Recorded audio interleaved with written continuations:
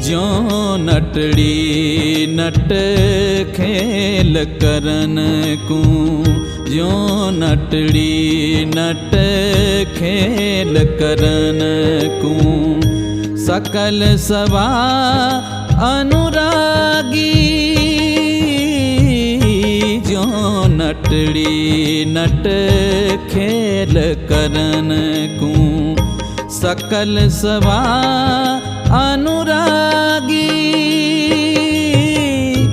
एक दौर दल लागी रहो निज। एक दौर दल लागी रहो निज, डगे ना मन पल बागी। डगे ना मन पल पागी, परम गुरु सेवो। ગુરુના શરણમાં જવાનો એક અધિકાર હોય છે, અને ત્યાર પછી દીક્ષા લઈને જે મંત્ર આપવામાં આવે એમાં શ્રદ્ધા રાખીને જપ કરીએ તો આપણું કલ્યાણ થાય છે. પરમ ગુરુના મંત્રથી સંસારના દરેક પ્રકારના કાર્યો સિદ્ધ થાય છે. જુદા જુદા કાર્યો માટે જુદા જુદા મંત્રો છે. એ તમામ કાર્યો પરમ ગુરુના એક મંત્રથી સિદ્ધ થાય છે. અને અંતે અંશને પોતાના સ્વરૂપનો અનુભવ થાય છે. સ્વરૂપનો અનુભવ થયા પછી ગુરુ મહારાજના શરણમાં એક પ્રાર્થના કરે છે, કર્તાને પ્રાપ્ત કરવા માટે. અને પ્રાર્થના કેવી હોય છે? એ જ પ્રાર્થના તો આપણે સવારે સાંજે કરવાની છે. કઈ પ્રાર્થના? મહેર કરી મોઈ દીજીએ સેવા સુમિરન ધ્યાન. આ શબ્દો કોઈ સાધારણ નથી. એક જ ચોપાઈ જો અંતરમાં ઉતરી જાય અને જો જાગી જાય તો પરમ ગુરુના શરણમાં આપણે સેવા, સ્મરણ અને ધ્યાનની માંગણી કરીએ છીએ. આ ત્રણ પગથિયાથી તો આપણે કૈવલ ધામ પહોંચી જઈએ. પ્રારંભ સેવાથી થાય છે. તો સવારમાં જે આપણે પૂજન કરીએ છીએ એ પરમ ગુરુની સેવા છે. પૂજે પ્રીત કરી ગુરુજીના પાય, ચતુર્દશ દેવ પૂજા ફળ થાય. વિચાર કરો, આ ગુરુ સેવાનું ફળ છે. વિધિવત શ્રદ્ધાથી નિયમિત પૂજા કરવામાં આવે. કરવા ખાતર નહીં, કીધું છે એટલે કરવાનું નહીં, પરાણે નહીં, પણ ભાવથી પૂજા કરો. જેમ ઘરમાં મા બાપ છે ને, એ પણ એક ઈશ્વર સમાન છે, ગુરુ સમાન છે. એને પણ વંદન કરવા જોઈએ, એનું પણ પૂજન કરવું જોઈએ. ભાવથી નમન કરીએ તો પણ પૂજન છે. તો માતા પિતાને જેમ પ્રેમથી પ્રણામ કરીએ એ જ રીતે ગુરુ મહારાજને પણ પ્રેમથી વંદના કરીએ, પ્રેમથી એનું પૂજન કરીએ. પૂજે પ્રીત કરી ગુરુજીના પાય. પરમ ગુરુ કૈવલ ધામમાં છે, પણ અહીંયા દિવ્ય દેહ ધારણ કરીને પ્રગટ થયા. એ દિવ્ય દેહની પૂજા આપણે કરીએ કે જેની અંદર ચૈતન્ય સ્વરૂપ બિરાજમાન છે, અને એની પ્રતિકૃતિ એક ફોટો છે. તો એ સ્વયં અહીંયા આપણા સામે બિરાજમાન છે. એ ભાવથી પૂજન કરીશું તો એનું ફળ આપણે એ જ પ્રકારે મળશે. પૂજન કરતા કરતા ધીમે ધીમે એમના ચૈતન્ય સ્વરૂપની સમજ પ્રાપ્ત થશે, એની અનુભૂતિ થશે. તો પ્રારંભ ઘરમાં જે સેવા પૂજા છે ત્યાંથી થાય છે. પણ માત્ર એટલું પૂજા કરીને પછી કંઈ ન કરીએ તો પરિણામ આવતું નથી. સેવાની સાથે સ્મરણ જોડાયેલું છે, પછી ધ્યાન પણ જોડાયેલું છે. અને પરમ ગુરુની સેવા પછી ઘરના તમામ સભ્યોની પણ સેવા કરવી જોઈએ. દરેકે પોતપોતાના સ્થાને રહીને સેવા કરવાની છે. ઘરની જે વડીલ વ્યક્તિ હોય એ આખા પરિવારનું પાલન પોષણ કરતી હોય છે. સમય જતા એ નિવૃત્ત પણ થાય છે. પછી જે યુવા પેઢી હોય એના ઉપર એની જવાબદારી આવી જતી હોય છે. પછી વડીલોની સેવા પણ યુવાનો કરતા હોય છે. પછી યુવાનો બાળકોની સેવા પણ કરતા હોય છે.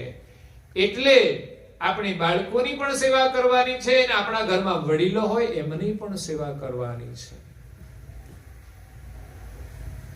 ભગવાનના આશીર્વાદ તો ત્યારે મળે છે અને ઘરની અંદર સુખ શાંતિ ત્યારે મળે છે. નહીં કે માત્ર બંગલામાં સુખ છે. પરિવારની અંદર પ્રેમ ન હોય તો બંગલો સુખ આપતો નથી. અને પ્રેમ માત્ર બંગલામાં જવાથી નથી મળતો, એ તો પરમ ગુરુની સેવા કરવાથી મળે છે, પૂજા કરવાથી મળે છે.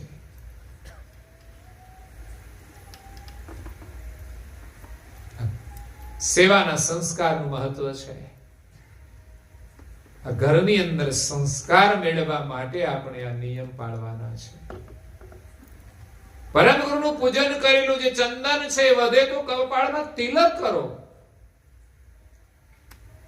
ઘણા લોકો તિલક કરતા કદાચ શરમાતા છે, પરંતુ આ બાજુ વિશેષ લોકો 90% કહું કે 100% કહું, બધા જ તિલકમાં શ્રદ્ધા રાખે છે. આ પરમ ગુરુની કૃપા છે. આ જ શ્રદ્ધા તમને પરમ ગુરુના શરણમાંથી કૈવલ ધામમાં પહોંચાડશે. કારણ કે પરમ ગુરુએ બાલ તિલકનો જે મહિમા બતાવ્યો છે, એ મહિમા તમે સમજો તો ખબર પડશે કે બાલ તિલકની જે ગતિ છે એ આપણને કૈવલ ધામમાં લઈ જાય છે. આપણને આપણા સ્વરૂપની અનુભૂતિ કરાવે છે. અંશનું સ્વરૂપ અણિયાળી ગતિ વાળું થશે ત્યારે જ ઉર્ધ્વગમન કરશે. તો એ સ્વરૂપની ગતિ અણિયાળી કરવા માટે આપણે આપણા શરીર ઉપર તિલક ધારણ કરવાનું છે. તિલક સાથે ધ્યાનનો પણ સંબંધ જોડાયેલો છે. તિલક સાત્વિક પ્રતીક છે. એનાથી આપણા મનની અંદર સાત્વિક વિચારો આવે છે. એટલે તિલક કરવાનું પણ ગૌરવ હોય છે. સંપ્રદાયની ઓળખ હોય તો પણ ગૌરવ હોય છે. પહેલાના ક્ષત્રિયો રણયુદ્ધની અંદર લડવા જતા તેમના ધર્મપત્ની એના કપાળની અંદર તિલક કરી આવતા. વિજયનું તિલક છે. જ્યારે કોઈને ગાદી ઉપર બિરાજમાન કરે ત્યારે પણ એને રાજ તિલક કરવામાં આવતું હતું. એ જ તો છે આ રાજ તિલક.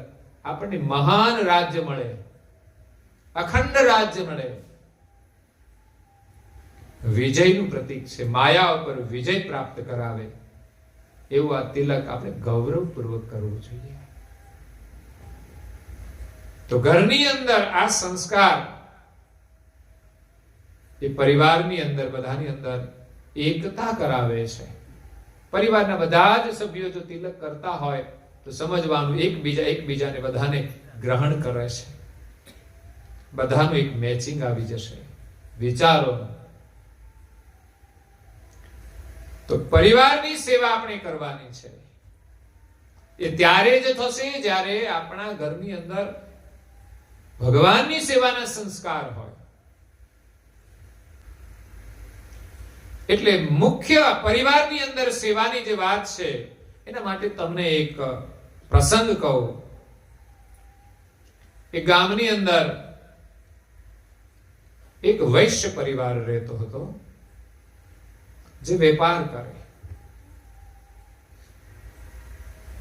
પરિવારની અંદર 20 સભ્યો હતા.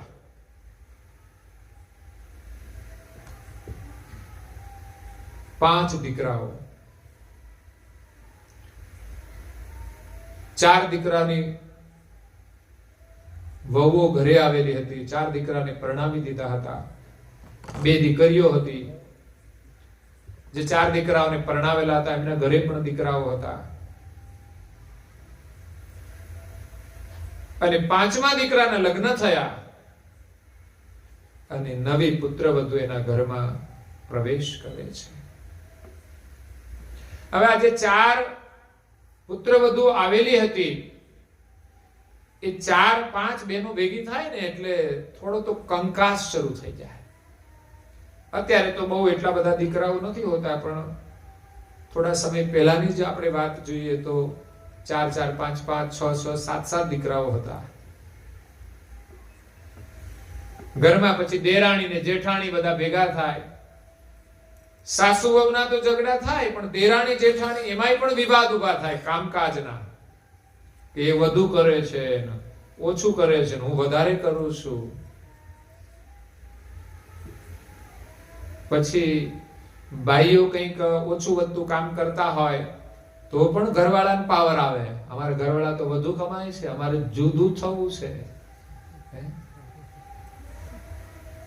અહીં બહુ સમસ્યાઓ ઊભી થતી હોય. કાં તો છોકરા માટે ઝઘડાઓ થાય, કાં તો વસ્તુ લાવ્યા હોય વેચવામાં ઝઘડા થાય. આ ઘરની અંદર કાયમને માટે કંકાસ ચાલતો હતો. કળિયુગનો પ્રવેશ હતો.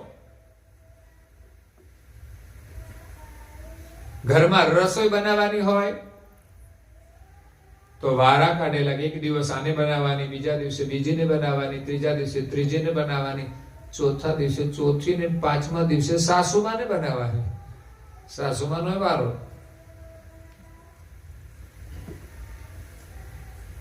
નવી પરણીને જે પુત્રવધુ આવી એવા સંસ્કારી પરિવારમાંથી આવી હતી કે જ્યાં સવારમાં વહેલા ઉઠી સ્નાન વિધિ કરી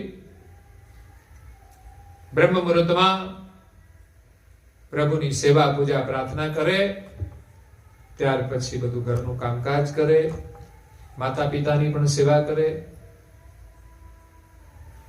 અને કોઈ સેવાના પરોપકારના કાર્યો હોય તો એની અંદર પણ સંલગ્ન થાય, પ્રભુનું સ્મરણ કરે, ભજન કીર્તન પણ કરે. ખરેખર બધાને ભજન કીર્તનમાં પ્રીતિ હોવી જોઈએ, થોડું આવડવું જોઈએ, એમાં રસ હોવો જોઈએ. એ સંસ્કાર છે. આપણે ગાતા ના આવડે તો જ્યાં ગાતા હોય ત્યાં જઈને બેસવું જોઈએ. સંતવાણી ચાલતી હોય કેવી મસ્તી આપણને પ્રાપ્ત થાય છે. એ શબ્દોની અંદર કેટલી બધી તાકાત હોય છે આપણા જીવનને સુખી કરવાની. એ શબ્દોની અંદર આશીર્વાદ હોય છે. એવા શબ્દો આપણે સ્મરણ કરવા જોઈએ. તો આવી સંસ્કારી પુત્રવધુ કે જેના ઘરમાં શાંતિ હતી, સ્વર્ગ હતું, એમાંથી જ્યારે નવા ઘરે પ્રવેશ કર્યો, મોટું ઘર જોઈને, મિલકત જોઈને દીકરી આપી દીધી. પહેલા તો એવું જ જોતા હતા ને કે બહુ સરસ મકાન છે, મોટા મોટા, અને સુખી ઘર છે, 100 વીઘા જમીન છે, આપી દો દીકરી. પણ ઘરમાં દીકરીએ પ્રવેશ કર્યો અને વાતાવરણ જોયું ને, જોતા જ એને ખ્યાલ આવ્યો કે હું ખોટી જગ્યાએ આવી ગઈ છું. બીજા દિવસે સવારે ઉઠે ત્યાં તો દેરાણી જેઠાણી લડ વડ કરે કામ માટે. કામના વિભાગ પાડી દીધા હતા, અલગ અલગ કામ કરવાનું. એમાંય લડે. એમાં પાછા કોઈ બીમાર હોય તો એના ભાગનું કામ બીજી ના કરે. વિચાર કરો, આ ઘરમાં ક્યાં શાંતિ હોય? એટલી સમજણ તો હોવી જોઈએ કે કોઈ બીમાર છે એના વતીનું કામ કોઈ પણ કરી લે. પણ ના કહેશે જેની ડ્યુટી હોય એને જ કામ કરવાનું, ગમે તે થાય. તો ગમે તે પરિસ્થિતિમાં એને કામ કરવું પડતું હતું. આ પુત્રવધુ તો નવી આવી હતી એટલે હજુ એનું કામમાં નામ દાખલ થયેલું નહોતું, એટલે મહેમાન ગણાય. થોડા દિવસ તો હાથમાં મહેંદી હોય એટલે કશું કામ કરાય. એમને તો બધાના ઘરે જવાનું હોય, રોટલા ખાવાના હોય, જે સમાજના રિવાજો એ પ્રમાણે. પરંતુ આ લડાઈ જોઈને એને ક્યાંય ચેન પડતું નથી. કોઈ રસોઈ માટે લડે તો જે રસોઈ કરતા હોય કોઈની તબિયત સારી ના હોય તો આ નવી બેન જે હતી પુત્રવધુ, એમને કહે કે બેન હું રસોઈ બનાવીશ. પેલા વળી શું કે જેઠાણી તમે નવા આવ્યા છો, થોડા દિવસ રાહ જુઓ, તમારો વારો આવશે. પણ આ નવી તો સંસ્કારી પુત્રવધુ હતી, વારો આવે તોય વાંધો નહોતો. પણ સામેથી કોઈ પણ નું કામ હોય છતાં પણ એ પોતે કામ કરતી હતી. તો રસોઈનું કામ એમણે સવારનું સાંજનું બધું લઈ લીધું. તો સાસુમાં કહે છે કે બીજાના ભાગનું કામ તું શા માટે કરે છે? તો કે મારા બાપાએ મને એવા સંસ્કાર આપ્યા છે કે કોઈ પણ કામ કરવાનું હોય તો એમાં આળસ કરવી નહીં. એ સેવા કહેવાય. આપણું કામ તો આપણે કરીએ, પણ બીજાનું કામ કરવું એ સેવા છે. અને સેવા કરવાથી સુખ મળે છે.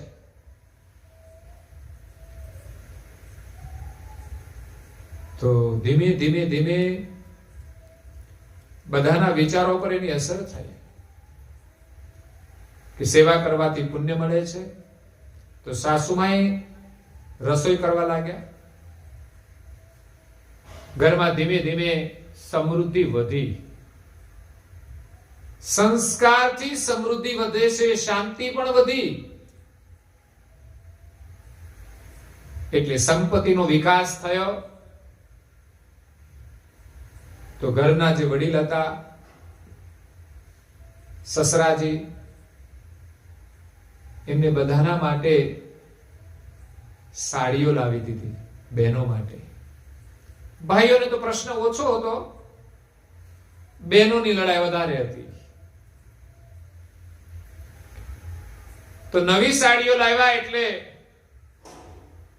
આ બેને તો જે નવી પુત્રવધુ હતી એમને તો સાડી નણંદને આપી દીધી.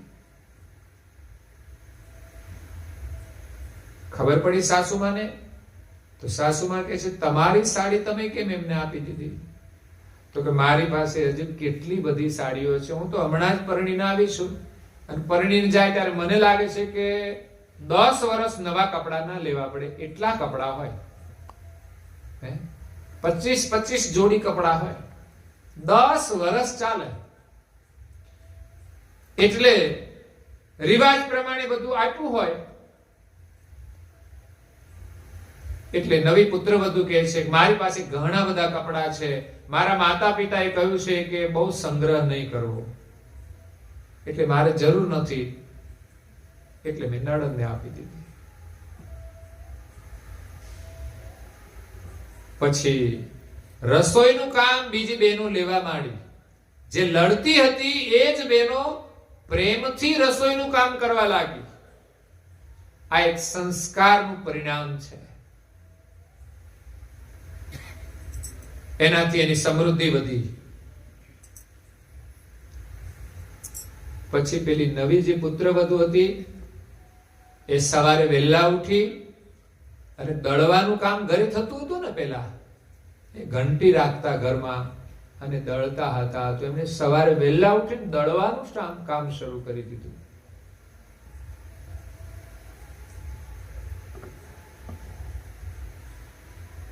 યુવાનીનું રળેલું અને પરોઢિયાનું દળેલું એનું મહત્વ હતું. તો સાસુમાં એમને કહ્યું કે તું આ વહેલી ઉઠીને શું કામ કરે છે? તો કે આપણે છે ને રસોઈ કરીએ એના કરતા આમાં પુણ્ય વધારે મળે છે. એટલે બીજા દિવસથી સાસુમાં એ કામ શરૂ કર્યું, દળવાનું. એનું કામ લઈ લીધું કે ના તું એકલી પુણ્ય લઈ જાય, અમને પણ થોડું આ. તો એ કામ સાસુમાં એ કર્યું, દળવાનું. ધીમે ધીમે પાછી સમૃદ્ધિ વધી. તો ઘરના વડીલે સુવર્ણના દાગીના બધાના માટે લાવી દીધા. તો નવી પુત્રવધુને સંતોષ હતો કે મારી પાસે તો છે ઘણા બધા દાગીના. પોતાને જે મળ્યા હતા બીજા બહેનોને આપી દીધા. આ સંસ્કારનું પરિણામ છે. સુખ ક્યાં હોય? જ્યાં આવી ઉદારતા હોય, જ્યાં આવો પ્રેમ હોય, ત્યાં સુખ પડેલું છે. સાસુમાએ કહ્યું તારા ભાગનું તે કેમ એમને આપી દીધું?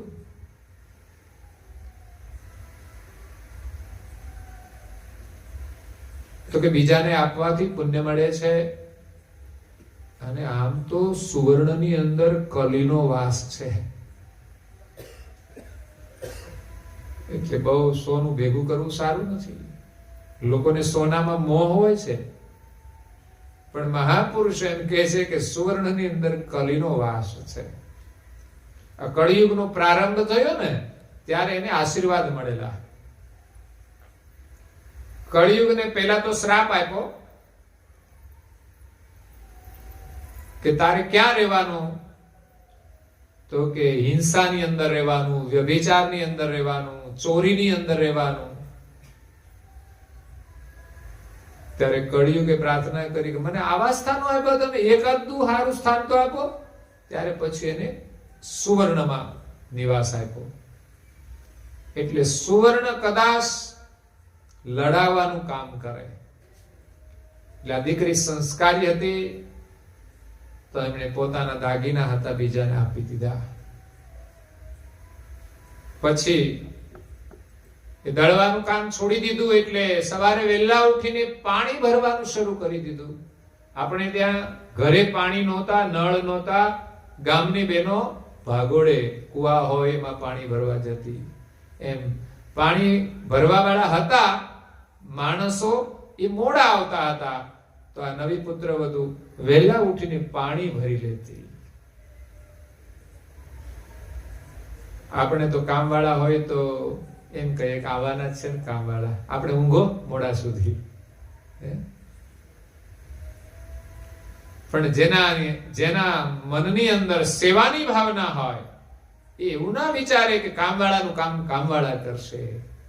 આપણે સેવાનો લાભ લેવાનો છે.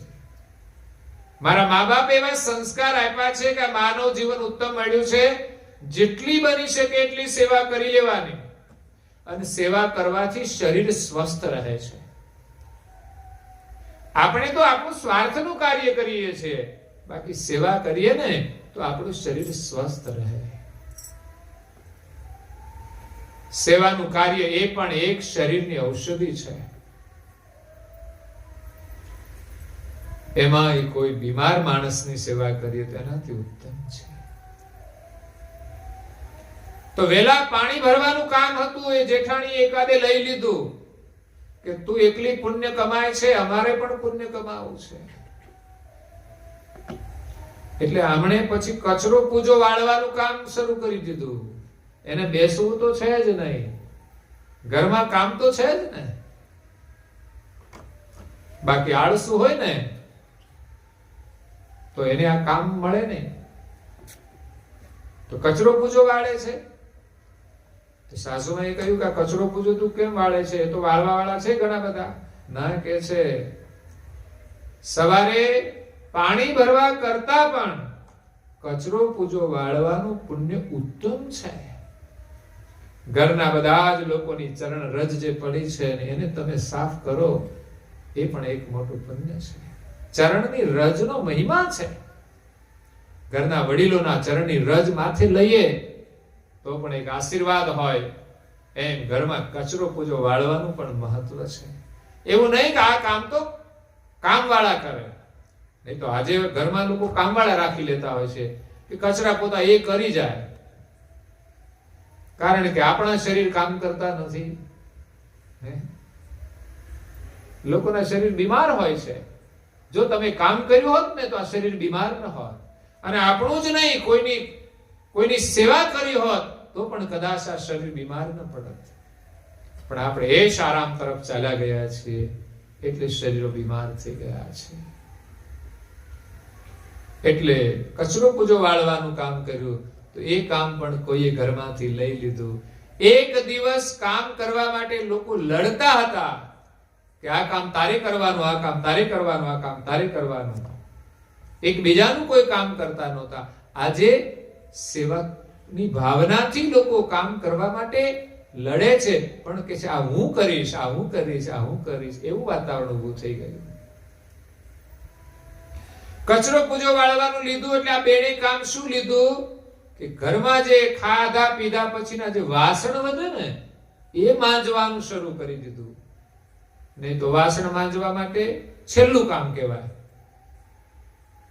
રસોઈ બનાવવાનું ગમે બધાને, પણ વાસણ માંજવાનું કામ થોડું પાછું અરુચિ વાળું તો ખરું જ. કરે છે બધા, પણ સમય જતા લોકો એ પણ નથી કરતા. કેમ તો કે કપડા ગંદા થાય, એ તો કામવાળા રાખી લઈએ, એ કરી જાય. પણ કામવાળા કેવા વાસણ સાફ કરે શું ખબર, કેવા શુદ્ધ રાખે. આપણી જાતે આપણે શુદ્ધ વાસણ કરીએ, વિશ્વાસ પાત્ર વાસણ સ્વચ્છ કરીએ, એનું મહત્વ છે. એટલે એક પછી એક કામ નવી પુત્રવધુ લે છે ત્યારે સાસુમાં કે તારા પિતાએ તને શું શું કહ્યું છે મને એક સાથે કહી દે ને. ત્યારે નવી પુત્રવધુ કહે છે કે ઘરમાં રસોઈ બનાવવા કરતા અનાજ દળવાનું કામ ઉત્તમ છે. અનાજ દળવા કરતા સવારમાં વહેલા ઉઠીને પાણી ભરવાનું કામ ઉત્તમ છે. પાણી ભરવા કરતા ઘરમાં પૂજો વાળવાનું કામ ઉત્તમ છે. પૂજો વાળવા કરતા વાસણ માંજવાનું કામ ઉત્તમ છે. વાસણ માંજવા કરતા એ ઘરમાં જો કોઈ દુખી હોય, માંદા હોય, એની સેવા કરવાનું કામ ઉત્તમ છે. પછી તો કોઈ ન હોય તો ઘરમાં જે વૃદ્ધ લોકો હોય, કદાચ કોઈ બીમાર હોય, એની સેવા કરવાનું કામ સૌથી ઉત્તમ છે. આજે લોકો વૃદ્ધની પાસે બેસવાનું પસંદ નથી કરતા, એની સાથે વાતો કરવાનું પસંદ નથી કરતા, પણ ખરેખર એને સમય આપવો જોઈએ. એને પ્રેમથી પૂછવું જોઈએ તમારી તબિયત કેમ છે. ભલે સારી હોય છતાં પણ વૃદ્ધા અવસ્થા છે. મારી દ્રષ્ટિએ તો અવસ્થા જ એક બીમારી અવસ્થા છે, કમજોર અવસ્થા છે. એટલે એને પૂછવાથી એને ચેતના મળે છે. એની સાથે કોઈ વાત કરનાર પણ જોઈએ, અને બીમાર હોય તો પણ એની સેવા અવશ્ય કરવી જોઈએ. જોકે છે આપણી ભારતની અંદર આ સંસ્કૃતિ અને સેવાઓ થતી હોય છે, પણ ક્યાંક લડાઈ ને ઝઘડાઓ પણ થતા હોય છે. એટલે લડાઈ ઝઘડા આપણા ઘરમાં ન કરવા હોય તો આપણે સેવા પૂજા પ્રાર્થના ઉપાસના કરી અને સંસ્કાર મેળવવા જોઈએ.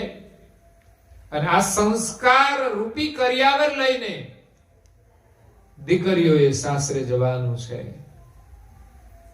તો એ પરિવારની અંદર એ સુખી રહે છે. અને પરિવારની સેવા પછી આપણે પડોશીની, સમાજની, ગામની સેવા કરવાની છે. પછી દેશની સેવા સુધી આપણે યાત્રા કરવાની છે. ગમે ત્યારે આપણે પરિવારથી બહાર નીકળીને સમાજની સેવા કરી અને આખા દેશની સેવા કરવાની છે. ત્યારે આપણે પરમાત્મા સુધી પહોંચીશું. પછી એ સમાજની સેવા કોઈ સામાજિક કાર્યો દ્વારા કરે કે પછી પરોપકારની પ્રવૃત્તિ દ્વારા કરે. જો કે અત્યારે રાજકારણમાં લોકો બધા સેવા કરવા જ આવતા હોય છે ને. ખરેખર તો એનો હોદ્દો છે, એની ફરજ છે, અને સરકાર ગ્રાન્ટ આપે ને વાપરે એ સેવા નથી હોતી. પરંતુ કોઈ દુખીના માટે મદદરૂપ થાય તો એ સેવાનું કાર્ય છે. રાજકારણની અંદર પણ પ્રમાણિકતાથી જો રહે, એના પણ નિયમ હોય, એ પ્રમાણે પોતાના અધિકારનું જ ગ્રહણ કરે અને પોતાની ફરજ નિભાવે, જરૂર કરતા પણ સેવાનું કામ કરે, ત્યારે એ સેવા ગણાય છે. સત્તા પર રહીને સેવા કરી શકાય છે, પણ એવા કોઈ વિરલ લોકો હોય છે કે જે સત્તા મેળવીને સેવા કરે. તો અહીંયા નારણદાસજી મહારાજ શ્રી ગુરુ મહિમા સાખીની અંદર માગણી કરે છે કે મહેર કરી મોઈ દીજીએ, સેવા સુમિરન ધ્યાન. એક સેવા છે, બીજું સ્મરણ છે, ત્રીજું ધ્યાન છે. તો આપણા મનની અંદર સેવાની અદ્ભુત ભાવના પ્રગટ થાય કે કોઈ કામ માટે ક્યારે આળસ નહીં. ત્યારે ભગવાનની કૃપા થશે. અને સેવાની અંદર જ સ્મરણનો છોડ ઉગે છે. સેવાની ભાવના નહીં હોય તો આપણે સ્મરણ નહીં કરી શકીએ. જ્યાં સેવાની ભાવના છે ત્યાં નિરંતર હરિનું સ્મરણ થશે. હરિનું સ્મરણ એ જ તો આનંદ છે, એ જ તો સુખ છે. જ્યાં નિરંતર હરિનું સ્મરણ છે એને આનંદ કરવા માટે મનોરંજનના સાધન નહીં લાવવા પડે. એના ઘરમાં ટીવી નહીં હોય ને તો એ ખુશ હશે.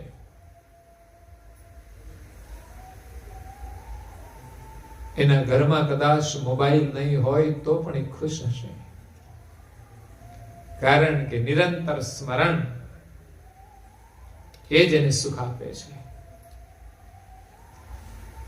તો સેવામાંથી સ્મરણનો ઉદય થાય છે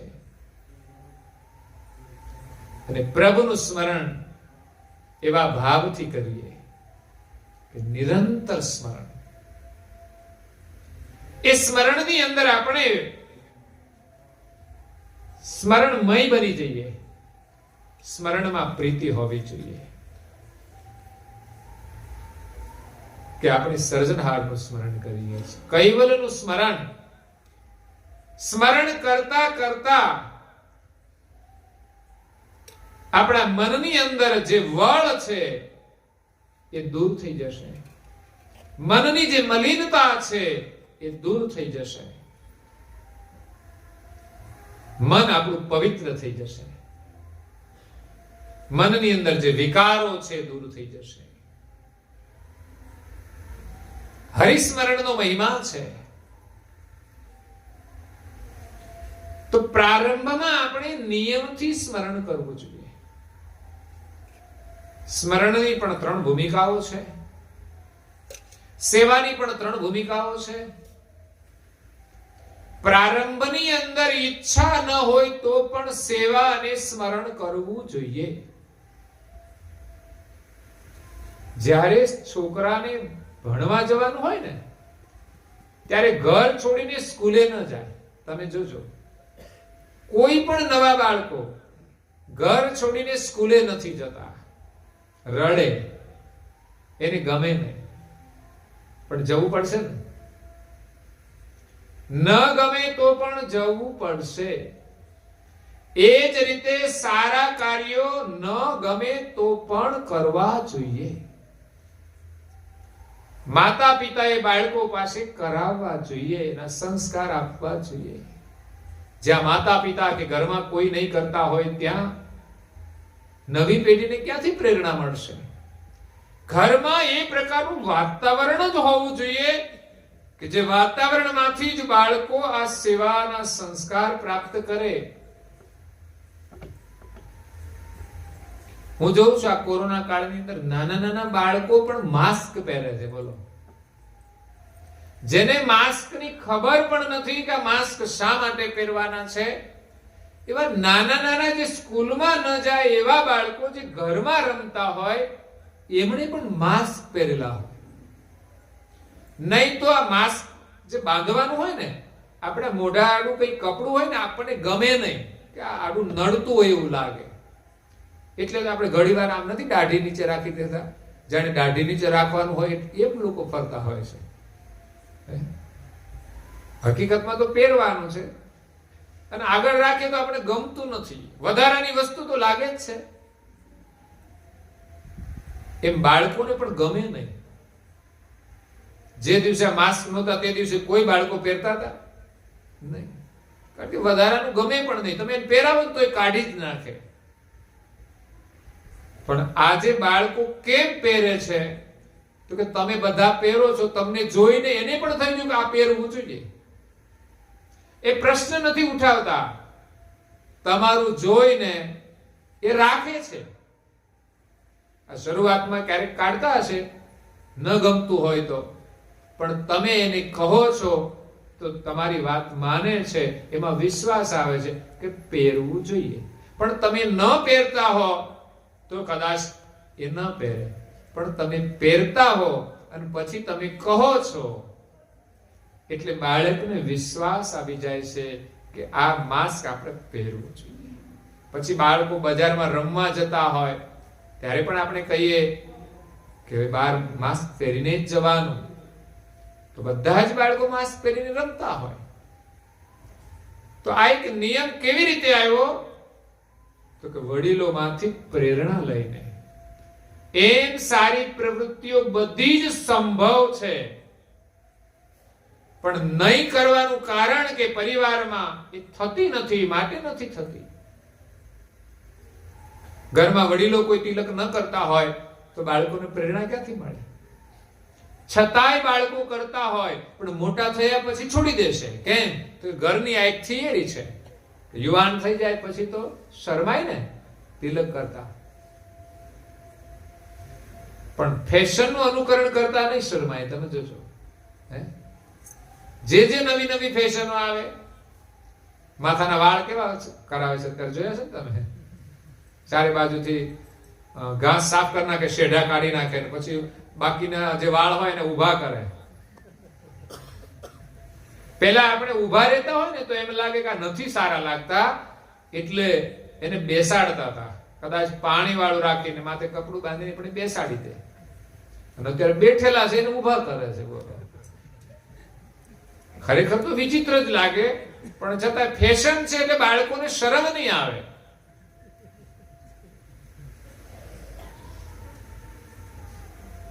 તો એ જ રીતે આપણે કપાળમાં તિલક કરવું જોઈએ, શરમાવું ના જોઈએ. ઘણી બધી શરમાવાની પ્રવૃત્તિઓ છે, છતાં લોકો શરમાતા નથી. તો પછી ભાલ તિલક આપણે કરવામાં શરમ કે સંકોચ ન હોવો જોઈએ. પોતાનું ગૌરવપૂર્વક કરવું જોઈએ અને પરિવારના બધા જ સભ્યોએ કરવું જોઈએ. પરમ ગુરુ કરુણાસાગર મહારાજ શ્રી સ્વયં ધારણ કરતા હોય એમના આપણે દર્શન કરીએ તો દર્શનમાંથી પણ એ જ પ્રેરણા મળે છે. એ દર્શન પણ આપણને પ્રેરણા આપે છે કે તમે પણ જો આવું તિલક કરશો તો પરમ ગુરુના જેવા તમે પણ દિવ્ય બની જશો. તિલક ભાલ વિશાલ લોચન અધુર અનોપમ શોભિતમ નિજાનંદ ઘનશ્યામ મુરત સંત જનકે મન લોભિતમ. સંતો અને ભક્તોનું મન લોભાયમાન થાય એવું પરમ ગુરુનું સ્વરૂપ છે. આ દર્શનનું મહત્વ છે. માત્ર ફોટાના દર્શન નથી કરતા કે માત્ર નિયમ લીધો છે એટલે જઈએ છે એવું નહીં. પરમ ગુરુના દર્શન તમે ધ્યાનથી કરો. જેમ જે સ્વરૂપ તમને ગમતું હોય અને એમાં તમારી સુરતા રોકાઈ જાય. મોબાઈલની અંદર સરસ ફોટો હોય, તમે નવરા પડો ને તરત મોબાઈલ ખોલી તમે ફોટો જોયા કરશો. તમારો હોય, તમારા સદસ્યનો હોય, કે પછી તમે કવરેજ બહારથી લાવ્યા હો કોઈના ફોટા. ઘણીવાર ઘણાના મોબાઈલની અંદર પરિવારના સગાના કોઈના ફોટા ના હોય, બોલો, અને બહારથી જ ઉઠાવી લાવી મૂકી દેતા હોય છે. આમ ચાલુ કરીને આમ જોઈએ તો કોઈ ફિલ્મી સિતારોના ફોટા હોય, ગમતા હોય એટલે મૂક્યા હોય. એકવાર હું બાલાસિનોરમાં પારાયણ કરવા ગયો તો પારાયણ પૂરું થયા પછી એ ભાઈને થોડી સલાહ આપી અને એનું કઈ કામ માટે મેં કઈક ફોન લીધો. તો ફોન પૂરો થઈ ગયા પછી ગેલેરીમાં હું ગયો.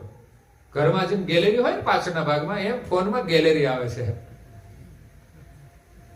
ગેલેરીની અંદર ઘરનો વધારાનો સામાન ગેલેરીમાં પડ્યો હોય, એમાં ફોનમાં છે ને ઘણો વધારાનો સામાન ગેલેરીમાં હોય. ગેલેરીમાં જોયું તો ફિલ્મી જગતની બધી જ અભિનેત્રીઓના ફોટા એમાં હતા, બધી જ. અને શું કરવાનું? એને રાખવાનું શું પ્રયોજન? પછી કદાચ એમના ધર્મપત્ની પણ એને ના ગમે, કારણ કે એટલા સુંદર ના હોય તો ના પણ ગમે. આ એક પરિવારના જે સભ્ય છે એની સાથે જે પ્રેમ છે એને તોડવાનું માધ્યમ છે. પણ થોડા નશામાં રહેતા હતા એટલે મેં કહ્યું, ભાઈ આ બધું છોડી દો, તમે આ નશામાં તમે આ બધું ભેગું કર્યું છે, કચરો ડિલીટ મારી દઉં છું હું, તમારાથી તો કદાચ નહીં પણ લાગે પણ હું મારી દઉં છું. કઈ વાંધો નહીં, મારી દો ને તો ફરી ડાઉનલોડ કરી લેશે. સમસ્યા એ મોટી છે. ઘણા ફોટા તો જોવા લાયક પણ ન હોય, કદાચ છોકરા જોવે તો સારું પણ ન લાગે. હા, મોબાઈલની સ્ક્રીન ઉપર તમારા પરિવારના સદસ્યોનો, વડીલોનો કોઈ પણ ફોટો રાખી શકો છો. એક તમારી લાગણી છે. એ સિવાય આપણા ઈષ્ટદેવોના ફોટા હોય છે, સિવાયનો કચરો શા માટે રાખવો જોઈએ? પરમ ગુરુનું સ્વરૂપ દર્શનીય છે. જેમ પેલા રજોગુણી ફોટામાં સુરતા રોકાઈ જાય છે સુંદરતામાં, આ સુંદરતાનું અવલોકન પણ સુંદરતાની રીતે કરે તો કઈ વાંધો નથી. આ દુનિયા આખી ભગવાને સુંદર બનાવી છે અને મર્યાદામાં રહીને સુંદરતાનું અવલોકન કરવું જોઈએ. તો પરમ ગુરુનું સ્વરૂપ સુંદર છે, એનું દર્શન કરવાનો એક ભાવ હોવો જોઈએ. આપણા ઘરની અંદર પણ પરમ ગુરુ બિરાજમાન હોય, દરેક રૂમની અંદર, જ્યાં રૂમમાં આપણે બેસીએ ત્યાં પણ આપણને એમના દર્શન થાય, આપણી આંખો પવિત્ર બને. એટલે ઘરને પણ મંદિર બનાવવાનું છે. દરેક રૂમ પણ આપણા મંદિરમય બની જવા જોઈએ. જ્યાં જ્યાં ભાવનાઓ હોય છે ત્યાં પ્રથમ એ દર્શન આપણને થતા હોય છે અને બાહ્ય દર્શન પછી ક્રિયાના દર્શન હોવા જોઈએ. કે માત્ર ફોટા જ રાખવા એવું નહીં, સાથે સાથે એનો આદર પણ થવો જોઈએ કે આપણે એમની આજ્ઞાઓ પણ પાળીએ. આજ્ઞાની અંદર ગળામાં કંઠી હોય, કપાળમાં રોજ ભાલ તિલક ધારણ કરવું જોઈએ. આ પરમ ગુરુની આજ્ઞા છે, પરમ ગુરુના આશીર્વાદ છે, સંસ્કાર છે. બધા જ લોકો પ્રાર્થના ઉપાસના કરતા હોય. આપણા ઘરની અંદર મુખનું જે અમૃત છે પરમ ગુરુનું, એ અમૃત વચન આપણે સાંભળવાના છે. તો આવા પ્રસંગોપાત કથા શ્રવણ તો કરીએ છીએ, એ સિવાય પણ હરરોજ પ્રાર્થનામાં પણ એ અમૃતનું રસપાન થાય છે. અને પરમ ગુરુએ આપણને જે ઉપદેશ આપ્યો છે એમના સ્વમુખે એક એક શબ્દ આપણે શ્રવણ કરવા જોઈએ. અને એ છે આપણા ધર્મ ગ્રંથો. પહેલાના સમયમાં તો લોકો ભણેલા નહોતા એટલે કદાચ બધું સાહિત્ય વાંચતા નહોતા, પણ આજે તો લોકો ભણેલા છે તો એ શિક્ષણનો ઉત્તમમાં ઉત્તમ સદુપયોગ કરવો જોઈએ. કે વધુ સમય ન મળે તો મિનિમમ 15 મિનિટ કોઈ પણ એક ગ્રંથનું વાંચન કરવું જોઈએ. અને માત્ર એક વ્યક્તિએ નહીં, પરિવારના તમામ વ્યક્તિ ઘરમાં ઉપસ્થિત હોય, અગર તો જે સમય અનુકૂળતા હોય એ સમયે ગ્રંથનું વાંચન કરે અને ઘરના બધા જ સભ્યો ત્યાં બિરાજમાન રહે, ત્યાં બેસે. ઇવન બાળકો પણ ત્યાં બેસે, ભલે એની સમજણ ન પડે પણ એને ખબર પડશે સમય જતા કે આપણે આ કામ કરવું જોઈએ. પરમ ગુરુના જ્ઞાનની સમજણ આવશે તો જ પરમ ગુરુનો મહિમા સમજાશે અને આપણે જે જે કરવાનું છે એ પ્રવૃત્તિને પણ બળ મળશે અને ત્યારે આપણું આત્મ કલ્યાણ થશે. ઘરની અંદર સુખ શાંતિ અને સમૃદ્ધિ ત્યારે જ આવશે કે પરિવારના બધા જ સભ્યોમાં સંસ્કાર હોય. તો આપણું ઘર એ સામાન્ય ઘર ન રહેતા સ્વર્ગથી પણ ઉત્તમ એક કૈવલ ધામ બની જશે. તો નવું મકાન બનાવ્યું છે, એની અંદર સુખ શાંતિ અને સમૃદ્ધિ વધારવા માટે આજે જ્યારે મંગલ પ્રવેશ થાય છે ત્યારે વાસ્તુ પૂજન વિધિ તો કરી છે, પણ એ પૂજન વિધિ આપણે હરરોજ કરવાની છે. યજ્ઞ આપણે રોજ નહીં કરીએ, પણ પ્રાર્થના ઉપાસના તો રોજ કરીશું. નવું મકાન બનાવીશું, કચરો પૂજો નહીં વાળવો પડે? વાળવો પડશે ને, રોજે વાળવો પડશે. એમ આપણા ભીતરની અંદરથી કચરો પૂજો વાળવા માટે આપણે આ ધાર્મિક ક્રિયાઓનું આચરણ કરવાનું છે, કે આપણું ઘર, એનું વાતાવરણ તો શાંતિમય રહે અને આપણા ભીતરની અંદર પણ હંમેશા માટે શાંતિ બની રહે. એટલે દરરોજ આ પ્રાર્થના ઉપાસના કરવાની છે. આપણે ત્યાં એક સમય યુગ હતો કે આપણા ઋષિમુનિઓ રોજ યજ્ઞ કરતા હતા, રોજ યજ્ઞ. ગ્રહસ્થની અંદર રોજ સવારે ઉઠીને યજ્ઞો કરતા હતા, પણ દેશ અને સમયકાળ અનુસાર આજે યજ્ઞો નથી થતા, પણ સ્મરણ તો ચોક્કસ થાય છે. એટલે દરેક વ્યક્તિએ આ સ્મરણ યજ્ઞની અંદર જોડાવાનું છે. તો એક સુંદર ભજન બીજું પણ ગાયું છે.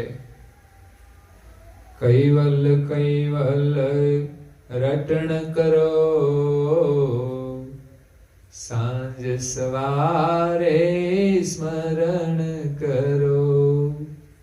આ કોઈ ભક્ત ગુણવંત ભાઈએ ભજનો બનાવ્યા છે, ખૂબ ભાવથી બનાવ્યા છે, અને કોઈએ સુંદર ગાયા પણ છે. કૈવલ કૈવલ રટણ કરો, સાંજ સવારે સ્મરણ કરો. હે સાંજ સવારે